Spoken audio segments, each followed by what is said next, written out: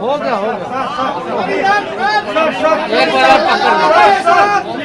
एक बार पकड़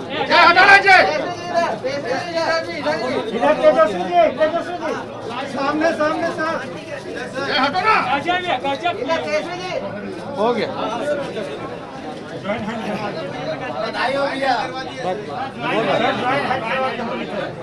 हो गया हम लोग निकल जाएंगे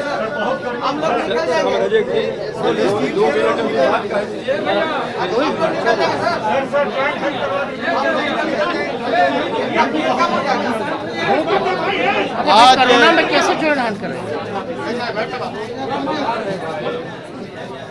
आज मैं सबसे पहले मैं श्री तेजस्वी यादव जी, हम लोग के पूर्व से लेकर के आज तक आगे भी हमारे अभिभावक के श्री जगता बाबू हमारे साथ यहाँ उपस्थित फुलवारी प्रखंड की प्रमुख और अंबेडकर हॉस्टल और अंबेडकर छात्रावास और अंबेडकर के आंदोलन के बड़े नेता अमर आज़ाद जी, ये सब लोग यहाँ पर उपस्थित हैं और कई हमारे नेता लोग उपस्थित हैं। मुझे सबसे पहले मैं आज भावुक हो रहा हूँ अपने घर में आकर के, वापस आकर के, कि जो सामाजिक न्याय की लड़ाई लड़ने के लिए हम लोगों ने राजनीति में आए थे, वो राजनीति यहाँ से जाने के बाद तो सामाजिक न्याय की लड़ाई वो बदल रही थी और वो पटाक्षेप हो रहा था। मैं हर समय कोशिश किया कि सामाजिक न्याय की लड़ाई लड़ी जाए, क्योंकि श्याम रजक कभी सामाजिक न्याय के लड़ाई में उनके साथ कोई समझौता नहीं किया है और हमारे नेता आदरणीय लालू यादव जी ने ही हम लोग को बताने का काम किया था कि सामाजिक न्याय की लड़ाई लड़ते रहना है, क्योंकि देश के जो गरीब गुरबा हैं, जो पिछड़ा है, जो दलित हैं, सवर्ण में जो गरीब हैं, तमाम लोग आज अपने आप को बहुत ही बेचार हैं, लाचार हैं और उनकी स्थिति बड़ी ही नगण्यता है। बड़ी बड़ी बयान दी जाती है, लेकिन जिस तरह से अपराध बढ़ रहे हैं, जिस तरह से हम तो बहुत सारे चीज़ आंकड़े लेकर के आए हैं, लेकिन प्रांतीय अध्यक्ष जी का आदेश हुआ कि कम ही शब्द में अपनी बात कहना है, तो मैं ये कह रहा हूँ कि आंकड़े उठा करके देखेंगे तो बिहार में हम कल परसों की बात करते हैं, उचकारी थाना जो कहलगांव के पास एक मासूम दलित लड़की के साथ रेप होता है 4 लोगों के द्वारा और एसपी तक को कहा जाता है कार्रवाई नहीं होती है, थाना में एफआईआर नहीं होता है, बहुत परेशानी के बाद एफआईआर होता है लेकिन कार्रवाई कुछ नहीं होती। ये तो एक नाम बोल रहे हैं, लेकिन बिहार के कोई ऐसा थाना नहीं है जहां दलितों के साथ हत्या, बलात्कार, उसके साथ छिड़कानी नहीं हो रही। विकास का वही अवस्था है। बात करते हैं बड़ी बड़ी बात, बजट बनता है 2 लाख करोड़ की बात करते हैं, खर्च होता है 11%, 2%, 9%, क्या हो रहा है। तो आप बात कर रहे हैं अनुसूचित जाति के लिए 1700 करोड़ रुपया हमने दिया, खर्च हुआ सिर्फ 11%। तो ये क्या दर्शाता है। और दलितों के प्रति जो उनका जो रहा है नज़रिया, चाहे वो श्याम रजक हो चाहे और भी लोग हों, आम जनता के साथ भी रहता है जो प्रतिनिधि रहे। मैं जब 2 अप्रैल को दलित उत्पीड़न अत्याचार अधिनियम के सवाल पर जब विधानसभा में घेराव किया था, तेजस्वी जी थे प्रतिपक्ष के नेता के हैसियत से वहाँ, और इन्हीं के नेतृत्व में जब हम लोग सब लोग बेल में आए थे, हम सत्ता में थे लेकिन हम लोग भी बेल में आए थे और वही खटक होने लगा कि दलितों की बात कहने वाला कैसे हो सकता। ये सारी बात है और इस लेकर करके मैंने इस्तीफा की बात कही और मंत्रालय हमारे लिए कोई सुख सुविधा नहीं है। हम तो कई बार मंत्री रहे, आदरणीय लालू यादव जी ने, श्रीमती राबड़ी देवी जी ने हमको मंत्री बनाया, लेकिन मेरा चेहरा आप लोग खुद मूल्यांकन करते होंगे। आज भी मैं जिस विभाग में था, उद्योग विभाग मरणासन था, चाहे खादी मॉल का सवाल हो, हैंडलूम हाट का सवाल हो, या भागलपुर में सिल्क सिटी का सवाल हो, चाहे बुनकरों का जो पावर लूम जो गया में जो हाल थे उनके लिए रोजगार की व्यवस्था हम लोगों ने करने का काम किया। लेकिन जिस तरह से वहाँ काम किया गया कि काम को कैसे रोका जाए, तो मुझे एक प्रताड़ना हुई। और इस कारण ये सारे सवाल हैं जिसके कारण हम उनको छोड़ना चाहे या छोड़ने का काम किया। अब बड़ा हास्यास्पद लगा, रात में उन्होंने आ गया मीडिया के द्वारा कि हमको बर्खास्त किया गया। तो जो जनता दल यू का संविधान है, संविधान हमारे पास कॉपी है, संविधान है ये जनता दल यू का।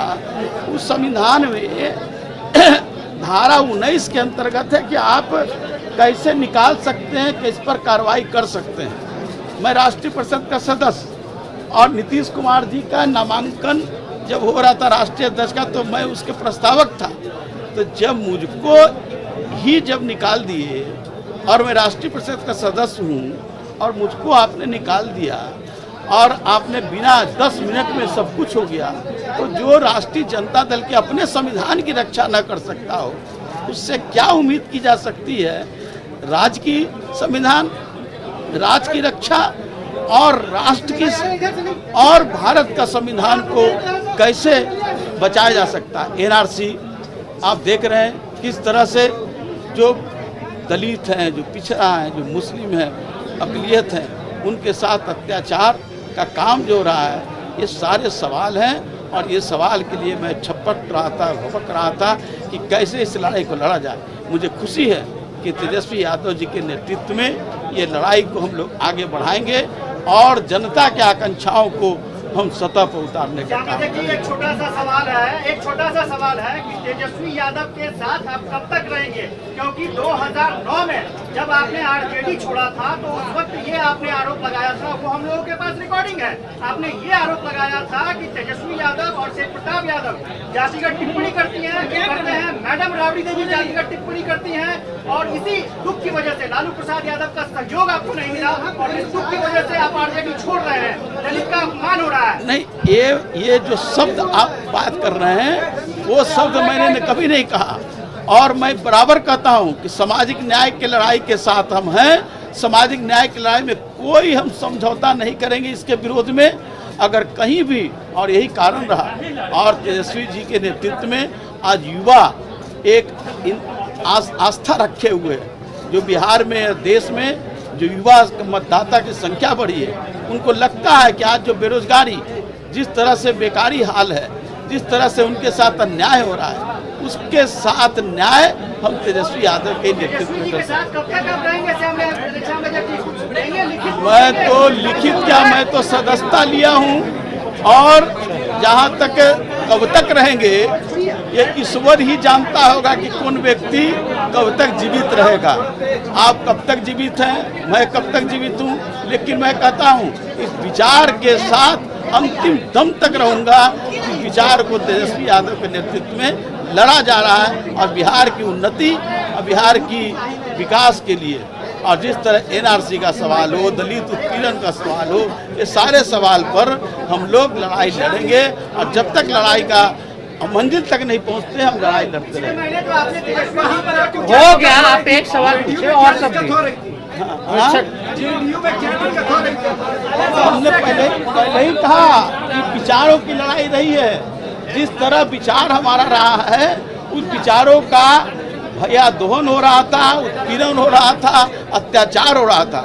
और उस अत्याचार के खिलाफ मैंने माननीय मुख्यमंत्री जी को कई बार बताने का काम किया, लेकिन उनके कान में कोई जू उड़ने का काम नहीं किया। जो अफसर कहता है वही वो करते हैं। आज भी वहाँ कई मंत्री, कई एमएलए, कई जनप्रतिनिधि अपने आप को प्रताड़ित महसूस कर रहे हैं। आगे आगे देखिए क्या होता है हाल। तो क्या आगे और मंत्री भी क्या नाराज चल रहे हैं? आगे और मंत्री भी आ रहे हैं? सारे लोग बेहाल हैं, प्रताड़ित हैं और सब लोग निराश हैं। आगे आगे देखिए क्या होता है, ऐसा देखिए आगे आगे होता है क्या। ठीक है, हम बोल रहे थे। बैठ जाओ भैया।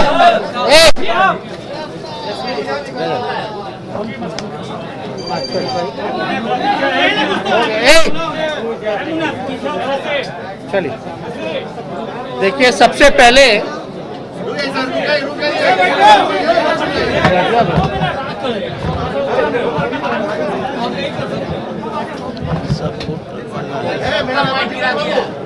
जगह दे दो ना भाई, जल्दी जाइए ना, बोलना है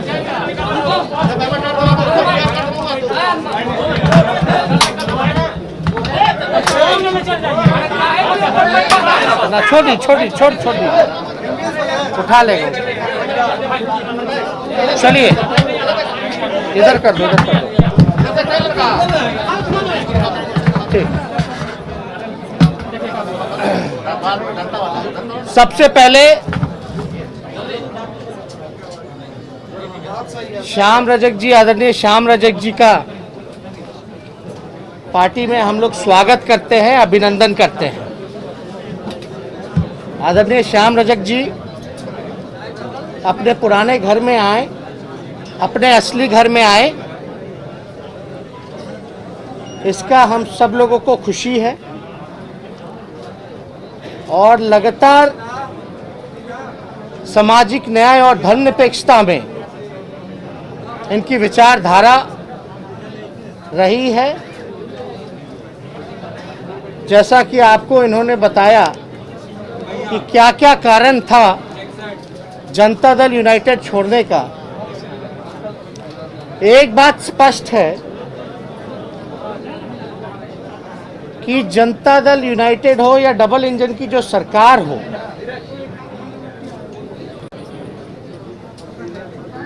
जिस प्रकार से सरकार चल रही है उसमें जनप्रतिनिधियों का कोई महत्व नहीं रह गया, कोई सम्मान और इज्जत नहीं रह गया है।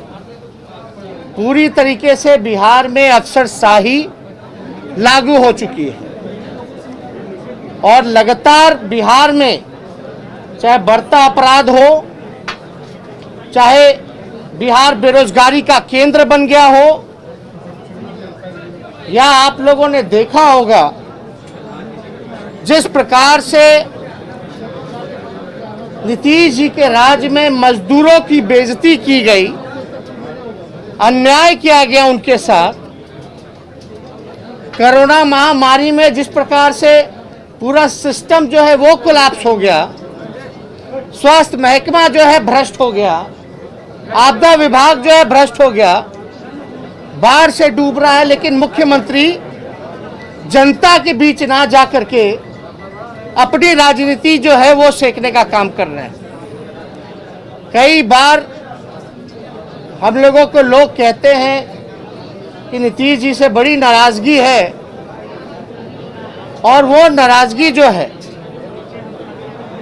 काफी ज्यादा बढ़ चुका है।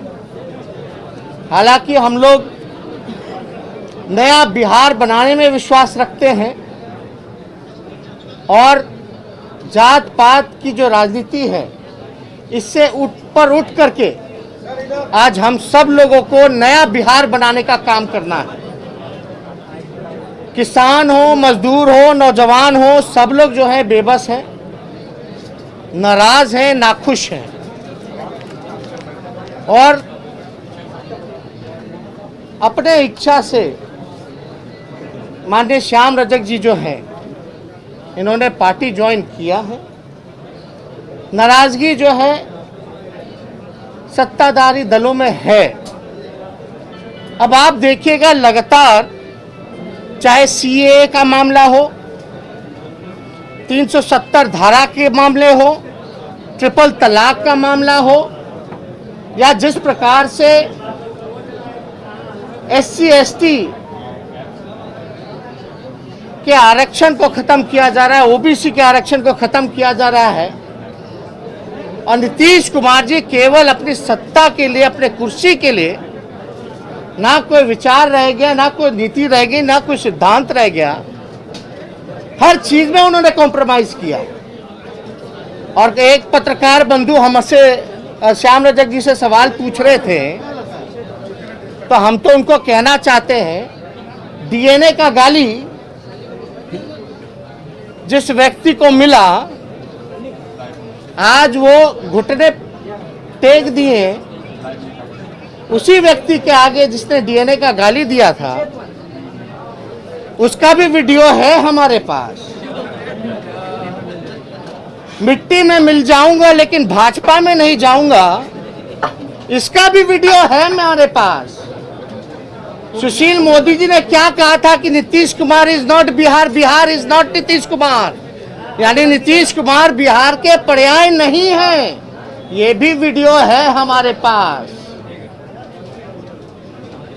तो जो व्यक्ति ऐसा कोई सगा नहीं जिसको नीतीश जी ने ठगा नहीं, नाम अगर हम लोग गिनवाना शुरू कर दें पूरी किताब भर जाएगी। लेकिन उदाहरण के लिए अगर हम याद दिलाना चाहें, आप लोगों को रिफ्रेश कराना चाहें, चाहे जॉर्ज फर्नांडिस जी हो, चाहे दिग्विजय सिंह जी हो, चाहे भाजपा के लोग हो जो थाली खींचने का काम किया गया, या हम लोग हो बीजेपी में, चाहे शरद यादव जी हो, जीतन राम मांझी हो, तो कोई तो व्यक्ति अगर देखा जाए तो कोई तो बचा ही नहीं जिसको नीतीश जी ने नहीं ठगा हो। जब 4 साल में 4 सरकारें बनती हो, खुद के लालच में मेजॉरिटी आने के बाद भी 4 साल में 4 सरकार बनती हो, उनका कोई जो है सवाल पूछने का हक नहीं बनता है। बिहार ने मैंडेट महागठबंधन को दिया था, चोर दरवाजे से बीजेपी को सरकार में लाने का काम इन्होंने किया। जो व्यक्ति जनादेश का अपमान कर दे उसका कोई भरोसा नहीं किया जा सकता। बिहार के विकास के लिए, बिहार को आगे बढ़ाने के लिए उनकी कोई आइडिया नहीं रह गया, कोई दूरदर्शिता नहीं रह गई है। नीतीश कुमार जी थक चुके हैं, अब उनसे बिहार संभलने वाला नहीं है।